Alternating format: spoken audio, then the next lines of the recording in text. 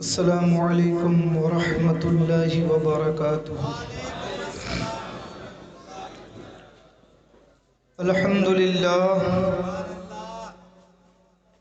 للہ رب العالمین، والصلاة والسلام علی اشرف المرسلین وعلی آلہ واصحابہ اجمعین، اما بعد فاعوذ باللہ من الشیطان الرجیم، بسم اللہ الرحمن الرحیم۔ ان الذین قالوا ربنا اللہ ثم استقاموا تتنزل علیہم الملائکہ الا تخافوا ولا تحزنوا وابشروا بالجنة التي كنتم توعدون۔ صدق اللہ مولانا العظیم وصدق رسولہ النبی الامین المعین الکریم، ونحن علی ذلک لمن الشاہدین ومن الشاکرین والحمد للہ رب العالمین۔ انتہائی عقیدت و محبت کے ساتھ بارگاہ رسالت مآب صلی اللہ علیہ وسلم میں درود و سلام کا نذرانہ پیش کر لیں۔ پڑھی اللہم صلی علی سیدنا و شفیعنا و نبینا و مولانا و ملیانا محمد معدن الجود والکرم وعلی آلہ و صحابہ بارک وسلم۔ صلاۃ و سلام علیک یا رسول اللہ، صلاۃ و سلام علیک یا حبیب اللہ۔ معزز سامعین کرام، آپ حضرات کو یہ بات معلوم ہے کہ آج کی یہ محفل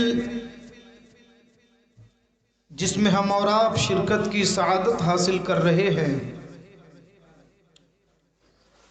یہ محفل حضرت مولانا قاری آفتاب عالم صاحب قبلہ کے بھتیجے کی شہادت کے تعلق سے ان کے 40واں پر ایصال ثواب کا پروگرام ہے۔ ایک ایکسیڈنٹ کی بنیاد پر وہ بچہ دنیا سے رخصت ہو گیا۔ اللہ تبارک و تعالی ایسا چچا ہر بھتیجے کو دے اور اس بھتیجے کو اللہ رب العزت جنت الفردوس میں جگہ عطا فرمائے۔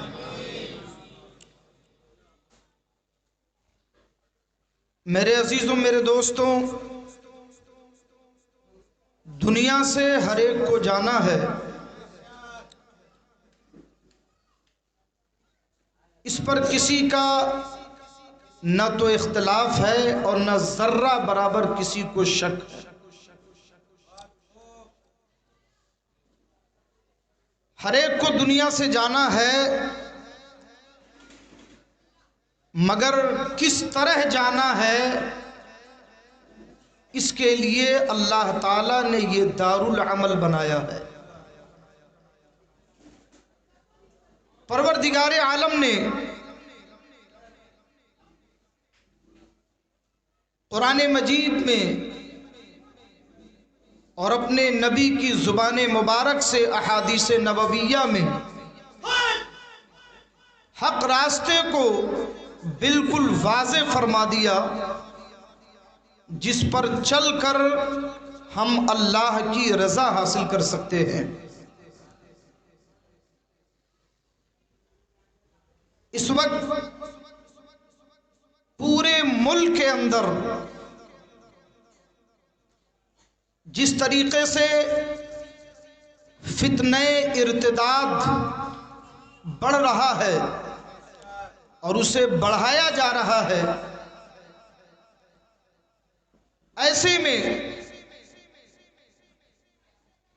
ہماری ذمہ داری بنتی ہے کہ ہم اس فتنہ ارتداد کو روکیں بھی اور حق کو واضح بھی کریں۔ سب سے پہلے ایک بات آپ سمجھ لیں کہ اسلام کی شروعات ہوتی ہے یقین سے۔ ایمان کا معنی ہی ہے یقین کرنا، ایسا یقین کہ ذرہ برابر شک اور شبہ کی گنجائش نہ رہے۔ بہت غور سے آپ باتیں سمجھیں۔ اللہ ایک ہے تو ہے، دوسرے کا تصور اور خیال بھی نہیں۔ قیامت کا دن حق ہے تو ہے، ذرہ برابر اس میں شک و شبہ نہیں۔ سارے نبیوں کے امام ہمارے نبی آخری پیغمبر ہیں، ایسا یقین کہ ذرہ برابر شک و شبہ کی گنجائش نہیں۔ مرنے کے بعد اٹھنا ہے، خدا کی بارگاہ میں اعمال کا جواب دینا ہے، یہ ایسا یقین ہے کہ جس میں ذرہ برابر شک نہیں۔ اور جب یہ یقین پیدا ہو جائے گا تو ارتداد کبھی نہیں آئے گا۔ ارے بولو بھائی، آدمی مرتد کب ہوتا ہے؟ جب اسے اپنے معاملے میں، اپنے دین کے بارے میں شک پیدا ہو جائے، جب اس کا ایمان ڈاواڈول ہو جائے، تب وہ ارتداد کا شکار ہوتا ہے۔ اسلام نے پہلے مرحلے میں ارتداد کی جڑ کاٹ دی اور یہ بتا دیا کہ مسلمان وہی ہے جو پکا یقین کرے۔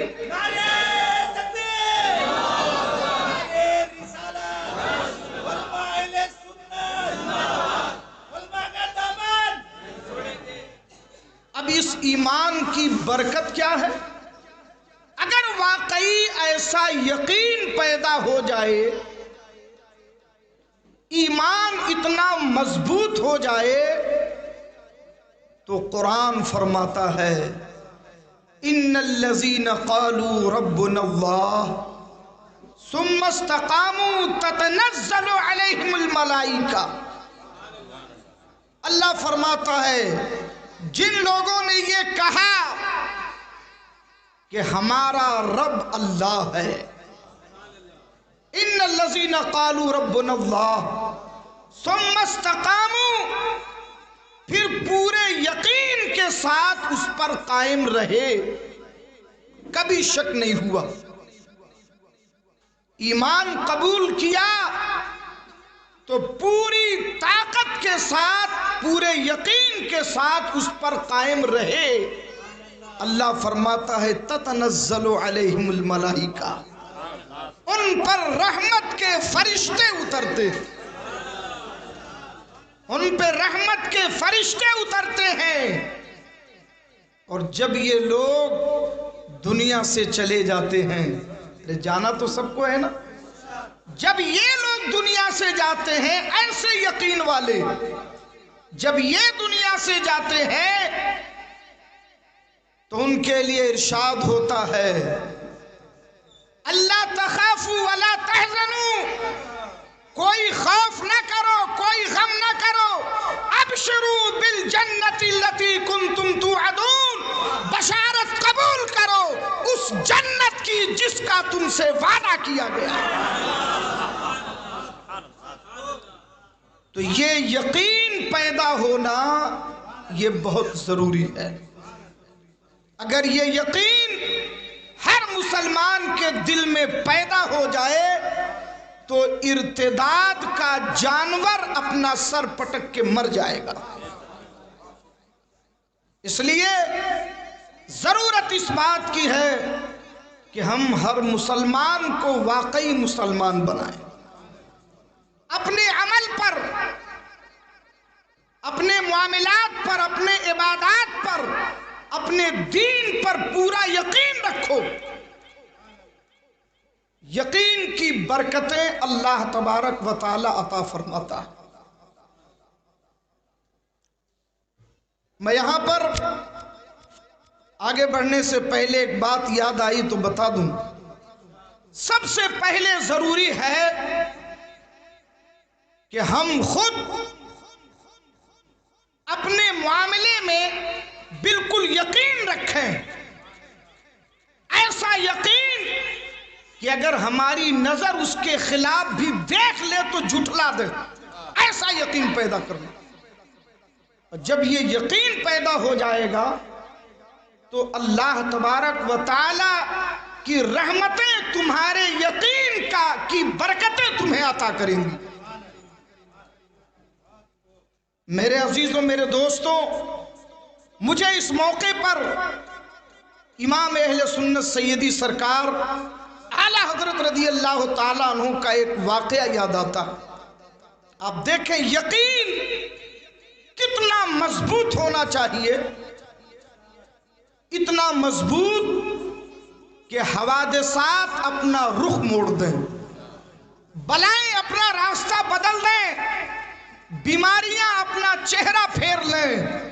یقین کامل ہونا چاہیے.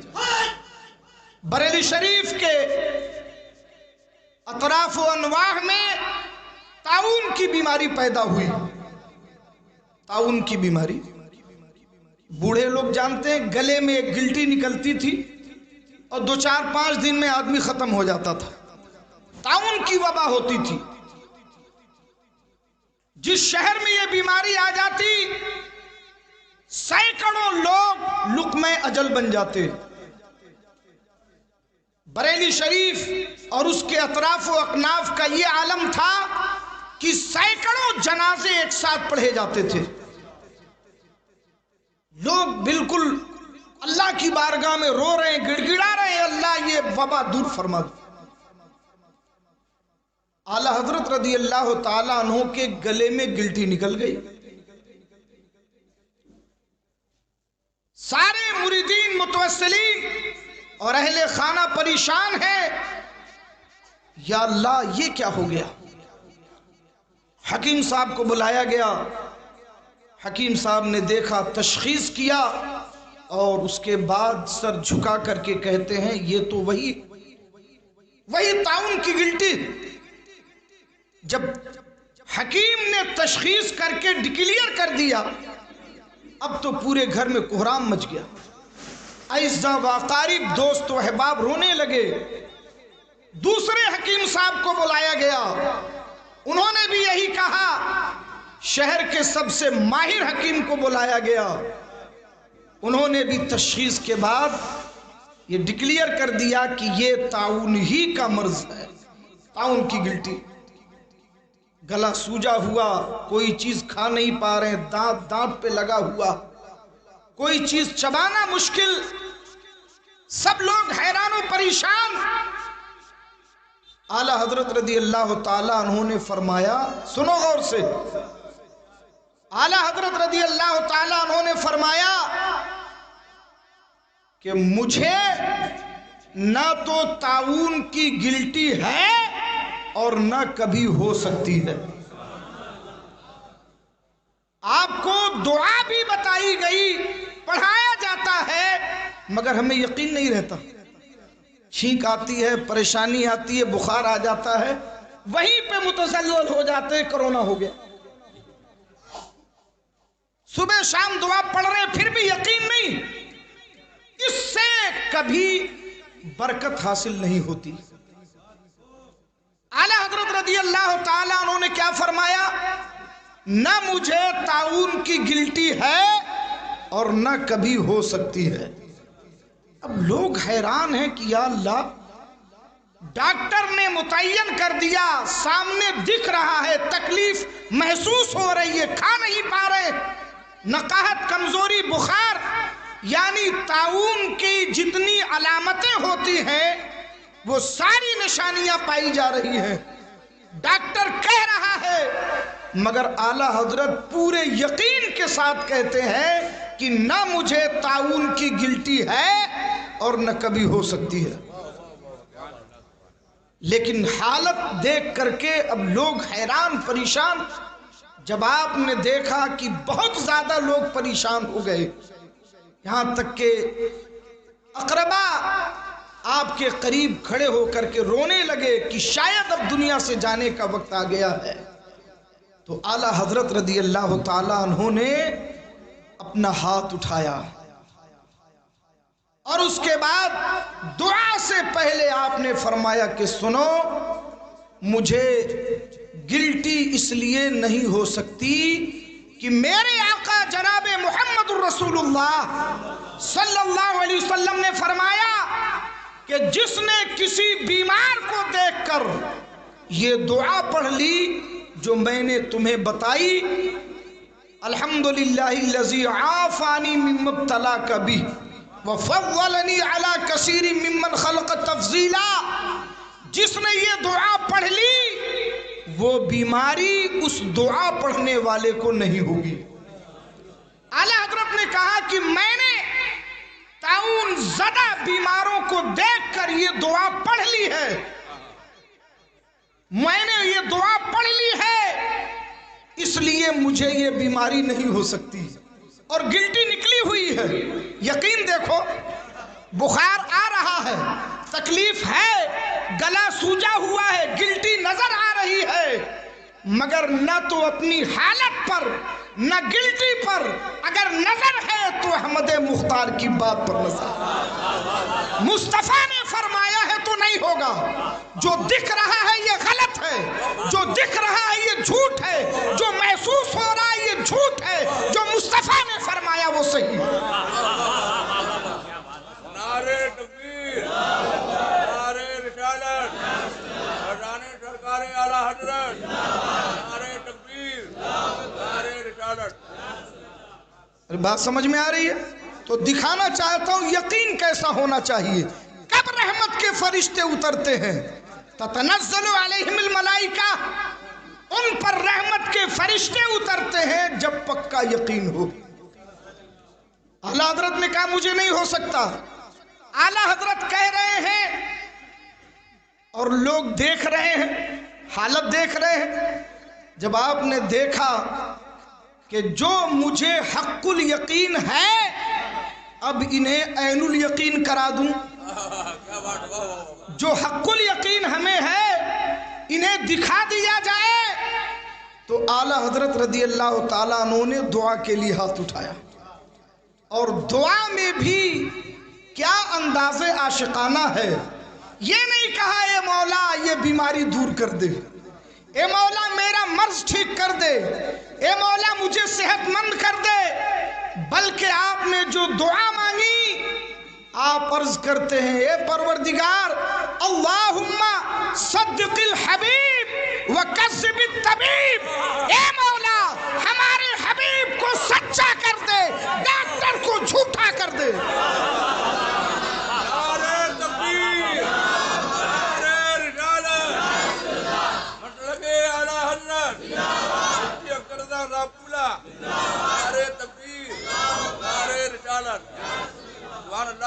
اے مولا اپنے حبیب کو سچا کر دے، ڈاکٹروں کو جھوٹا کر دے۔ انداز دیکھو دعا کا۔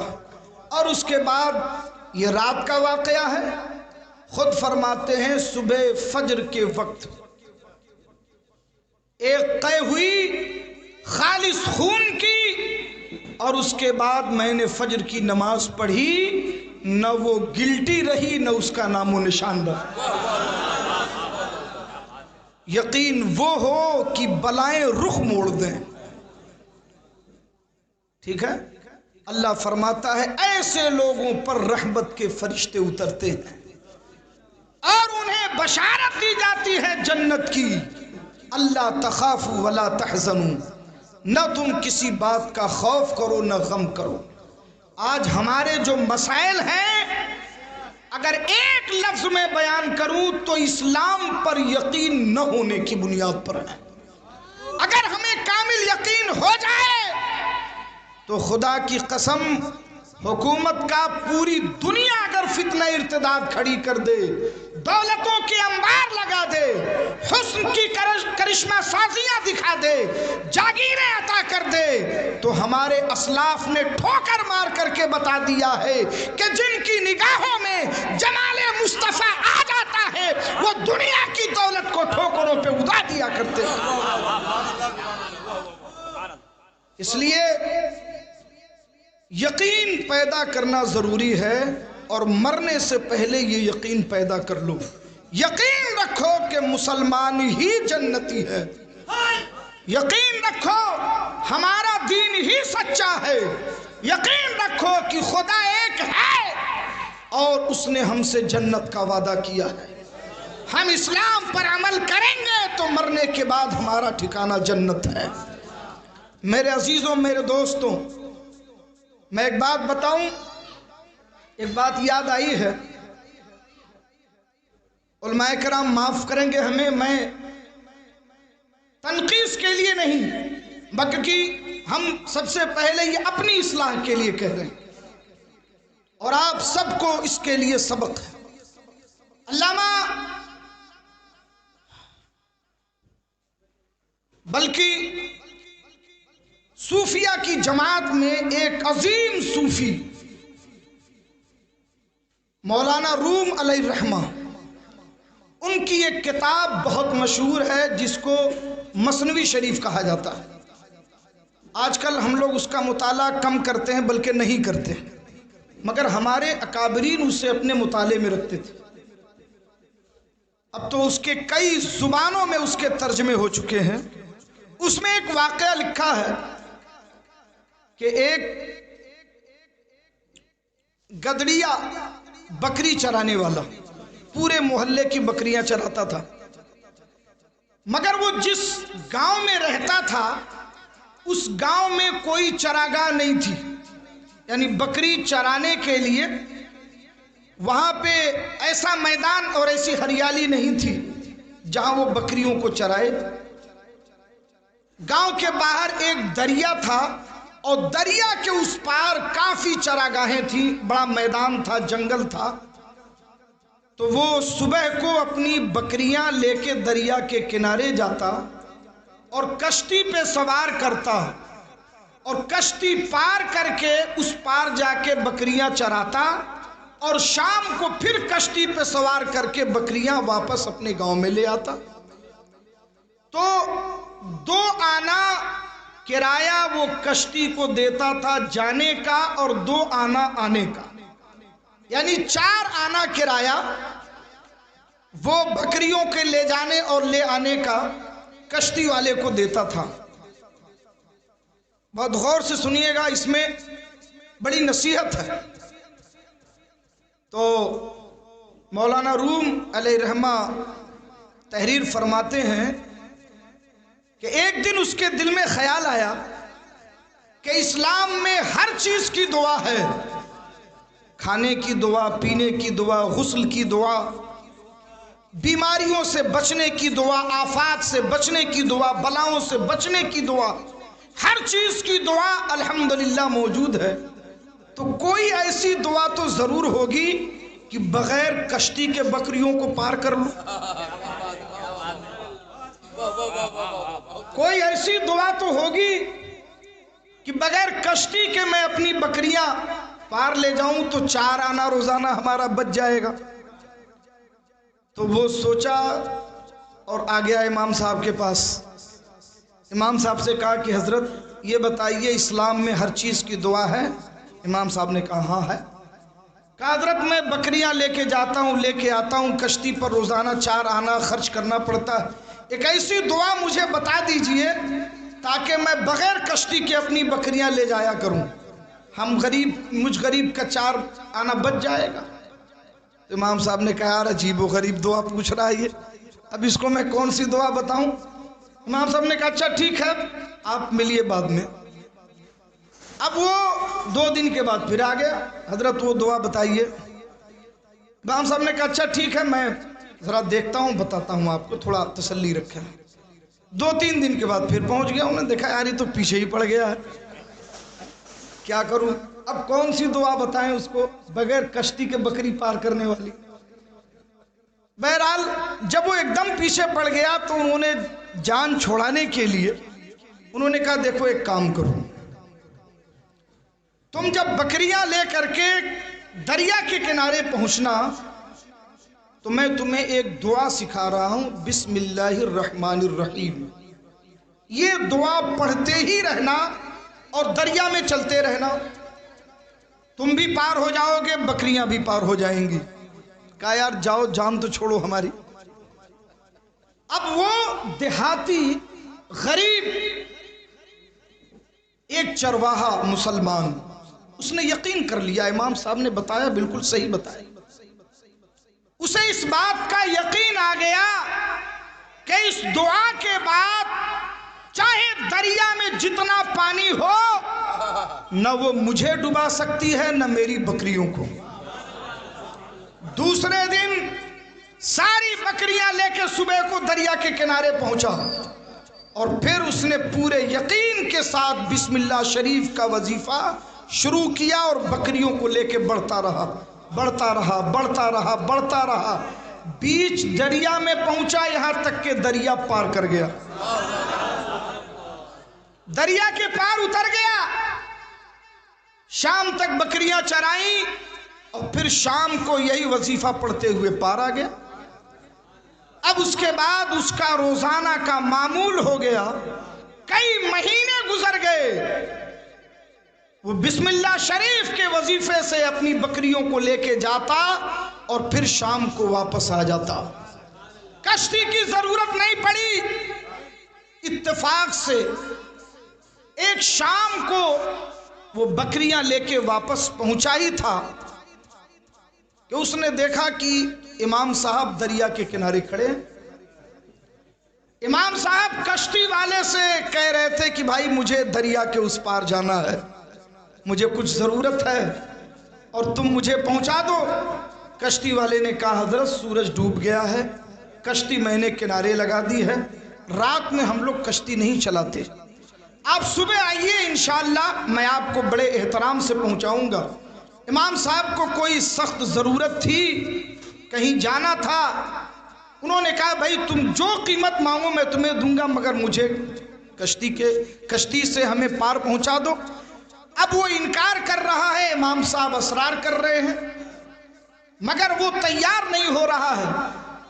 اس نے چرواہے نے دیکھا کہ یار کچھ معاملہ چل رہا ہے امام صاحب سے اور کشتی والے سے، وہ آیا قریب، اس نے کہا حضرت کیا بات ہے؟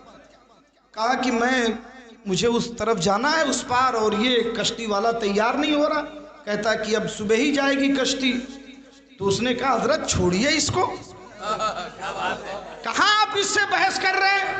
ارے جو وظیفہ آپ نے مجھے بتایا تھا وہی وظیفہ پڑھ کے پار ہو جائیے۔ اب امام صاحب اتنا دن ہو گیا تھا کہ بھول بھی گئے تھے کہ یار یہ کب آیا تھا، میں نے اس کو کیا بتایا تھا۔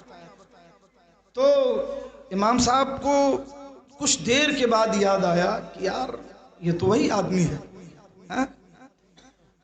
تو امام صاحب نے کہا کہ اچھا کیا کرنا چاہیے؟ کہا حضرت ایسا کیجئے کہ جو وظیفہ آپ نے مجھے سکھایا ہے میں وہی وظیفہ پڑھ کر کے چلتا ہوں۔ جب دیکھا امام صاحب نہیں جانے کو تیار ہے، کہا میں چلتا ہوں ساتھ میں آپ کے، چلیے۔ اب امام صاحب انکار بھی نہیں کر سکتے، وظیفہ خود ہی بتائے تھے، تو کہا کہ بھائی ٹھیک ہے چلو، میں نے پہلے علماء سے معذرت کر لی ہے، یہ لوگ ہمیں معاف رکھیں گے، اب وہ مثنوی شریف کا واقعہ ہے تو ہمیں بیان کرنا پڑ رہا ہے۔ خیر، اس نے کہا چرواہے نے کہ امام صاحب چلیے ہم چلتے ہیں، رات ہو گئی، اکیلے مت جائیے۔ انہوں نے کہا ہاں تم ٹھیک کہتے ہو، تم ساتھ میں چلو۔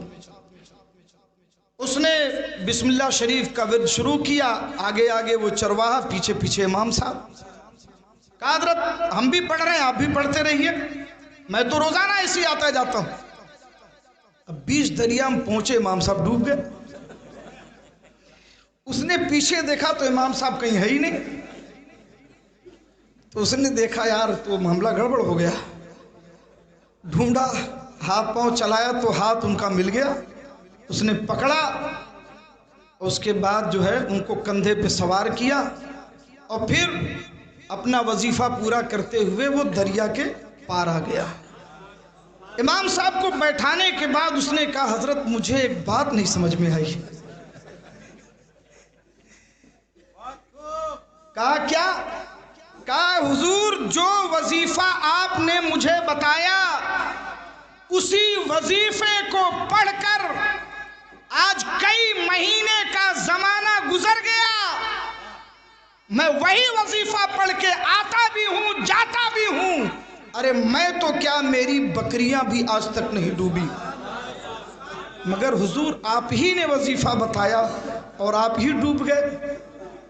امام صاحب نے بہت سچی اور بہت پتے کی بات کہی، انہوں نے اسے اپنے سینے سے لگایا اور لگانے کے بعد کہا بیٹا وظیفہ تو میں نے ہی تمہیں بتایا تھا، مگر ہمارے تمہارے درمیان ایک فرق ہے، فرق یہ ہے کہ وظیفہ تو میں نے بتایا مگر یقین کی جو دولت تیرے پاس ہے وہ دولت میرے پاس نہیں تھی،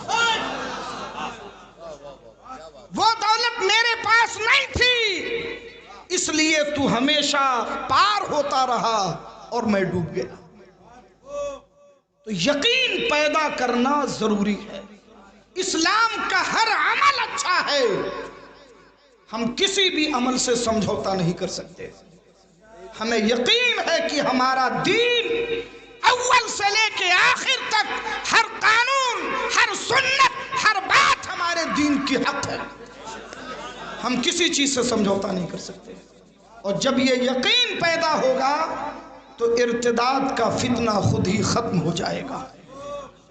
میرے عزیزوں میرے دوستوں، اس یقین کا فائدہ تمہیں یہاں نظر آئے نہ آئے مگر آخرت میں ضرور آئے گا۔ یاد رکھنا مرنے سے پہلے ایسا بن جاؤ کہ فرشتے کہیں ابشروا بالجنت التی کنتم توعدون، بشارت قبول کرو اس جنت کی جس کا تم سے وعدہ کیا گیا۔ میرے عزیزوں میرے دوستوں، یہ ایصال ثواب کی محفل ہے۔ نبی اکرم صلی اللہ تعالی علیہ وسلم نے ہمیں بتایا کہ جب تمہارے لوگ دنیا سے رخصت ہو جائیں تو ان کے حق میں ایصال ثواب کرو، اور انہیں وہ ثواب پہنچتا بھی ہے، انہیں وہ ثواب پہنچتا بھی ہے۔ چنانچہ حضرت سیدنا امام حسن بصری رضی اللہ تعالیٰ عنہ، مشہور محدث، حضرت مولائے کائنات کے شاگرد رشید اور اپنے زمانے کے عظیم صوفی، ان کی بارگاہ میں ایک خاتون حاضر ہوئی اور اس نے کہا کہ حضور میری اکلوتی بیٹی، بڑی چہیتی بیٹی، بہت پیاری بیٹی، جو میرے آنکھوں کا نور تھی، میرے دل کا سرور تھی، میری زندگی کا حاصل مقصد تھی، جسے دیکھ کر میں زندگی گزارتی تھی، اس کا انتقال ہو گیا، وہ دنیا سے رخصت ہو گئی۔ میرا جی چاہتا ہے کہ میں ایک مرتبہ خواب میں اس کی زیارت کروں، ایک مرتبہ کوئی ایسا وظیفہ اور کوئی ایسی دعا آپ بتا دیں کہ میں اس پر عمل کر کے اپنی فوت شدہ بچی کی زیارت کر سکوں۔ تو حضرت سیدنا امام حسن بصری رضی اللہ تعالیٰ عنہ نے فرمایا کہ ٹھیک ہے، آج جب تم عشاء کی نماز پڑھ لینا تو 4 رکعت نماز نفل پڑھنا، اور نماز نفل اس طرح پڑھنا کہ ہر رکعت میں سورہ فاتحہ کے بعد سورہ تکاثر پڑھنا، اور اس کے بعد داہنی کروٹ پر درود شریف پڑھتے ہوئے سو جانا۔ انشاءاللہ خواب میں تمہاری بچی تمہیں نظر آ جائے گی۔ بعض علماء نے اس روایت کو نقل کرنے کے بعد لکھا ہے کہ اگر کوئی اپنے کسی خاص مردے کی زیارت کرنا چاہے تو وہ اس پر عمل کرے، انشاءاللہ اسے بھی وہ زیارت نصیب ہو جائے گی جس کو وہ دیکھنا چاہتا ہے۔ اب حضرت سیدنا امام حسن بصری نے اسے یہ وظیفہ بتایا اور اس خاتون نے جا کر کے ایسا کیا تو خواب میں اس کی بچی نظر آئی. اس نے خواب میں دیکھا بچی تو نظر آئی مگر اتنی بری حالت میں دیکھا کہ وہ سخت ترین عذاب میں گرفتار ہے. اس کے بدن پہ تارکول یعنی ڈامر کا لباس ہے جو آگ سے دہک رہا ہے. اس کے ہاتھ اور پیر میں آگ کی زنجیریں ہیں اور وہ سخت ہولناک عذاب میں گرفتار ہے اور چیخ رہی ہے. ماں نے اپنی چہیتی بیٹی کو خواب میں جب اس حالت میں دیکھا تو چیخ مار کے بیدار ہو گئی. صبح کا انتظار کیا اور حضرت سیدنا امام حسن بصری کی بارگاہ میں حضور آپ نے جو وظیفہ بتایا میں نے اپنی بیٹی کو دیکھا. اس وظیفے کی برکت سے خواب میں وہ نظر آئی مگر ایسی حالت میں کہ نہ دیکھتی تو بہتر تھا. کچھ ایسا کرے کہ میری بیٹی کا عذاب دور ہو جائے. آپ نے فرمایا کہ مردوں کے لیے صدقہ کرو. اللہ تعالیٰ صدقے کی برکت سے انشاءاللہ تیری بچی کے عذاب کو دور کر دے گا. وہ خاتون چلی آئی. کچھ دنوں کے بعد حضرت سیدنا امام حسن بصری نے ایک خواب دیکھا کہ ایک بڑا ہی حسین و جمیل باغ ہے اور اس خوبصورت باغ میں ایک نورانی تخت بچھا ہے اور اس نورانی تخت پر ایک حسین و جمیل لڑکی ہے جس کے سر پر بڑا ہی روشن تاج ہے. بڑا خوبصورت لباس پہنے وہ بیٹھی ہے. حضرت امام حسن بصری نے جب اسے دیکھا خواب میں تو وہ لڑکی مسکرائی اور مسکرانے کے بعد کہتی ہے کہ حضرت کہ آپ نے مجھے پہچانا. حضرت سیدنا امام حسن بصری نے کہا بیٹی میں نے تجھے نہیں پہچانا. میں نے تجھے آج سے پہلے کبھی دیکھا ہی نہیں تو میں کیا پہچانوں. اس نے کہا میں اسی بوڑھی خاتون کی بیٹی ہوں جس کو آپ نے وظیفہ بتایا تھا تاکہ میری ماں مجھے خواب میں دیکھ سکے.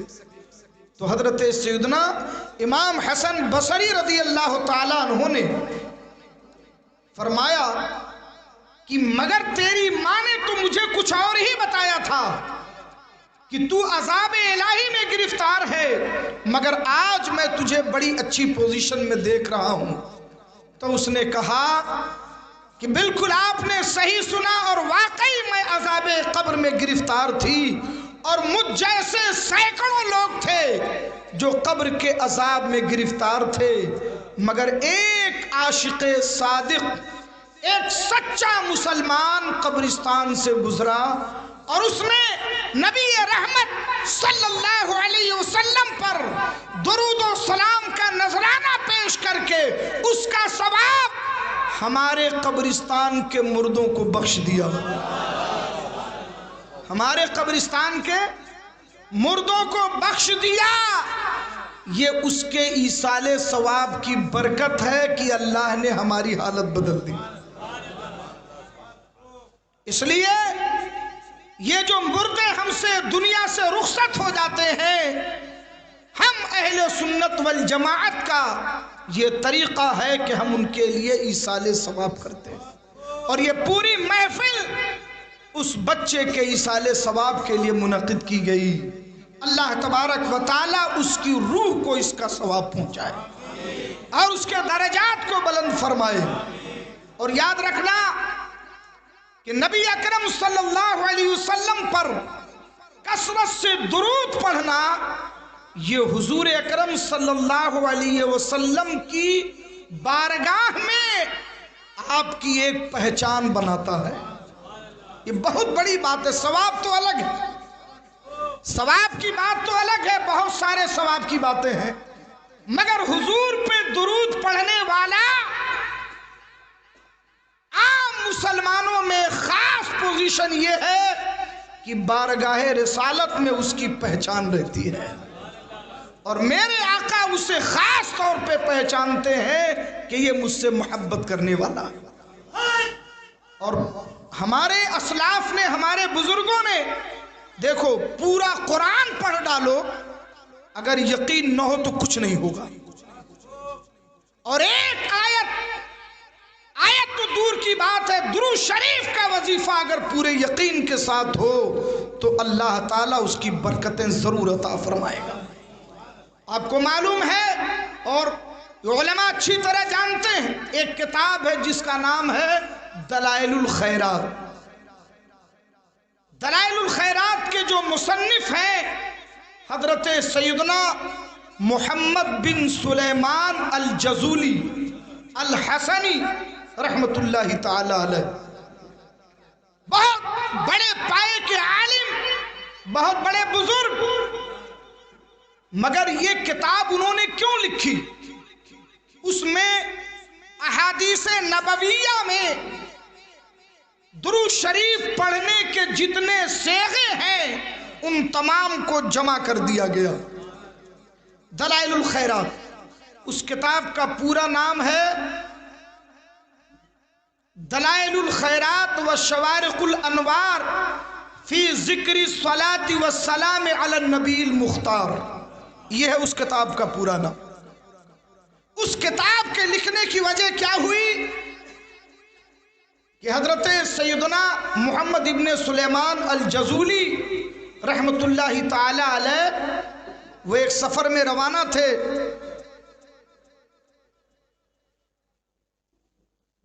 ظہر کی نماز کا وقت قریب تھا، انہیں ظہر کی نماز پڑھنی تھی، پانی کی تلاش میں آپ چاروں طرف دیکھ رہے تھے، کئی لوگ آپ کے ساتھ تھے، ایک چھوٹی سی بستی، چند گھروں کی بستی تھی، ادھر سے گزر ہوا تو دیکھا کہ ایک کنواں ہے، جب کنواں دیکھا تو اتر پڑے سواریوں سے کہ یار یہاں پانی ملے گا۔ کھڑی دوپہریہ کا وقت، بالکل سورج اپنے شباب پر، لوگ اپنے اپنے گھروں میں ہیں، جب کنویں کے قریب اترے تو دیکھا نہ کوئی ڈول ہے نہ رسی ہے، اور کنویں کا پانی بہت نیچے ہے، بہت نیچے۔ اب سوچا کہ یار پانی نکالیں کیسے؟ اب ادھر ادھر دیکھنے لگے کہ کسی کو کسی گھر سے آواز دے کر کوئی سامان منگائے، رسی ڈول منگائے تو پانی نکالیں، کوئی تو نظر نہ آیا، مگر تھوڑی دور پر ایک بچی نظر آئی، 10-12 سال کی بچی نظر آئی، تو اس نے دیکھا کہ چند علماء ہیں جو حیران و پریشان، وہ قریب آئی، کہا کیا میں آپ کی کوئی خدمت کر سکتی ہوں؟ تو انہوں نے کہا کہ خدمت کچھ نہیں، ہمیں نماز پڑھنی ہے، پانی نکالنا، اور ہمارے پاس پانی نکالنے کا سامان نہیں ہے۔ تو اس بچی نے غور سے دیکھا، کہا من انت، آپ کون؟ انہوں نے کہا کہ میں محمد ابن سلیمان الجزولی ہوں۔ کہا آپ اتنے بڑے عالم، اتنے بڑے محدث، اور آپ اس کے لیے پریشان ہیں کہ کنویں سے پانی کیسے نکالیں؟ کہا ارے ڈول نہیں، رسی نہیں، تو نکالوں کیسے؟ اس بچی نے کہا ٹھہریے، 12 سال کی بچی، وہ کنویں کے قریب گئی اور منڈیر، جو کنویں کا منڈیر ہوتا ہے، اس پہ ہاتھ رکھ کے اندر جھانکا اور تھوک دیا۔ کیا کیا؟ تھوک دیا۔ فَبَصَقَتْ فِي الْبِيرِ فَفَاضَ مَاؤُهَا حَتَّى صَاحَ عَلَى وَجْهِ الْأَرْضِ۔ اس بچی نے تھوکا تو وہ پانی جو کئی فٹ نیچے تھا وہ ابل کے اوپر آیا، یہاں تک کہ کنویں کے منڈیر کے باہر بہنے لگا۔ لوگوں نے جلدی جلدی وضو کیا، پانی پیا، نماز پڑھی، اور اس کے بعد اس بچی کو پکڑ لیا، کہ اللہ کی بندی تو ہے کون، اور یہ کمال تیرے اندر کہاں سے پیدا ہوا؟ ہم یہاں حیران ہیں، پانی کیسے نکالے؟ تو نے صرف تھوک دیا اور پانی باہر آ گیا، یہ کمال تیرے اندر کہاں سے آیا؟ تو کون سا وظیفہ کرتی ہے؟ کون سی دعا پڑھتی ہے؟ کون سی عبادت کرتی ہے؟ اس بچی نے بڑا عاشقانہ جواب دیا۔ اس بچی نے کہا ابھی میں اس لائق نہیں کہ مجھ پر عبادتیں فرض ہوں، ابھی میں اس لائق نہیں مگر ایک عمل ہے، یہ سارا کمال جو آپ نے دیکھا، یہ کمال صرف رسول پاک پر درود پڑھنے کی برکت ہے۔ میں اپنے پیارے نبی کی محبت میں ڈوب کر جب درود پڑھنے لگتی ہوں تو مجھے وقت کا احساس نہیں ہوتا۔ یہ اس منہ میں جو کمال آیا یہ حضور پہ درود پڑھنے کی برکت ہے۔ اب آپ کہیں گے صاحب جب درود پڑھنے کی برکت سے پانی آ سکتا ہے تو قرآن پڑھ لیں تو پورا سمندر نکل آئے گا۔ یقین کہاں ہے؟ وہ یقین بھی تو لاؤ، وہ زبان بھی تو لاؤ، وہ احساس بھی تو لاؤ، وہ کیف بھی تو لاؤ۔ جب وہ چیز پیدا ہوگی نا تو بڑے بڑے وظیفوں کی ضرورت نہیں، چھوٹے سے وظیفے سے بھی کام ہو جائے گا، مگر بات ہے یقین کی۔ تب اسی وقت حضرت محمد ابن سلیمان الجزولی صاحب دلائل الخیرات نے کہا، میں قسم کھاتا ہوں اس رب کی جس نے تجھے پیدا کیا کہ آج کے بعد کی پوری زندگی میں حدیث کی کتابوں میں اس لیے غرق کر دوں گا تاکہ درود کے سارے صیغوں کو جمع کر سکوں۔ اور اس کے بعد انہوں نے اپنا وعدہ پورا کیا، دلائل الخیرات شریف لکھی جو آج بزرگوں کا معمول ہے اور اس کی اجازتیں دی جاتی ہیں، مقبول بارگاہ وہ کتاب ہے۔ اب آخر میں کیا آپ وہ درود شریف سننا چاہیں گے جو وہ بچی پڑھتی تھی؟ بولیے کتنے لوگ سننا چاہتے ہیں؟ ماشاءاللہ، یہ درود شریف جو وہ بچی پڑھتی تھی یہ حزب البحر کے، یہ دلائل الخیرات شریف کے 7ویں بحر میں موجود ہے۔ وہ درود یہ پڑھتی تھی، اللہم صلی علی سیدنا و مولانا محمد وعلی آل سیدنا و مولانا محمد صلاۃً دائمتاً مبارکتاً، صلاۃً دائمتاً مبارکتاً تودع بها حقہ العظیم۔ یہ دعا یہ درود شریف کو پڑھتی تھی۔ اس وظیفے کی برکت یہ تھی کہ اس نے تھوک دیا تو کنویں سے پانی اوپر آ گیا۔ مگر یہ ساری باتیں کہنے کا مطلب یہ ہے کہ جو میں نے آیت کریمہ تلاوت کی، ان الذین قالوا ربنا اللہ ثم استقاموا تتنزل علیہم الملائکہ، یہ دشمن، یہ حالات، یہ ساری چیزیں بالکل بیکار اور بکواس ہیں۔ وہ یقین پیدا کرو تو رحمت کے فرشتے تمہاری حفاظت کریں گے۔ بس یہ چند باتیں مجھے عرض کرنی تھی۔ وقت ہو گیا تو باتیں زیادہ نہ ہوں، میرا مزاج یہی ہے کہ آپ اکتائیں نہیں، اتنا ہی میں گفتگو کرنا پسند کرتا ہوں۔ اتنی باتوں پہ عمل کریں، یقین پیدا کریں۔ بہت ساری چیزیں آپ آج کل واٹس ایپ پہ بھیجتے رہتے ہیں، یہ بھی بھیجیں کہ پکا مسلمان بنو، یقین والے مسلمان بنو، انشاءاللہ اللہ کی رحمتیں تمہاری مدد کریں گی۔ میں اپنی پوری تقریر کو، اس پوری محفل کو رسول پاک صلی اللہ علیہ وسلم اور آپ کے صدقے میں تمام انبیاء و مرسلین، پھر ان کے صدقے میں جملہ صحابہ صحابیات، پھر ان کے صدقے میں جملہ اولیاء کرام، پھر ان کے صدقے میں جملہ مومنین مومنات، پھر ان کے صدقے میں حضرت مولانا قاری آفتاب صاحب کے بھتیجے کی روح کو ایصال کرتا ہوں۔ اے اللہ تو اسے قبول فرما۔ استغفر اللہ ربی من کل ذنب و اتوب الیہ۔ السلام علیکم ورحمۃ اللہ۔